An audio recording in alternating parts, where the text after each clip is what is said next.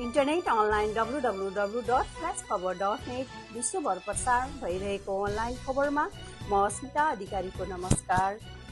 Party mission 2084 लागेको बेला आफ्नो स्वार्थ खोज्नेहरूको हिसाब किताब गरिन्छ, प्रधानमन्त्री केपी ओलीको चेतावनी।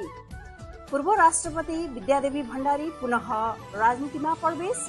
सुखी जनता र समृद्ध नेपालको दायित्व पूरा गर्न राजनीतिमा फर्किएकी हुँ, राष्ट्रपति भण्डारी।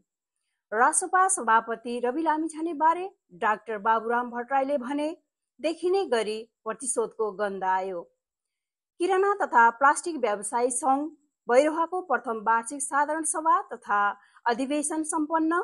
अध्यक्षमा पुनः टंक पौडेल निर्वाचन।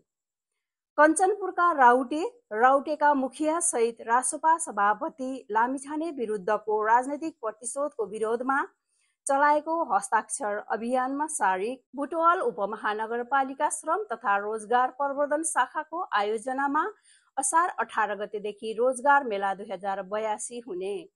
रविको पक्षमा उभिए काङ्ग्रेस साम्पाङ कान्छाराम तामाङ, पार्टीले कारवाही गरोस्।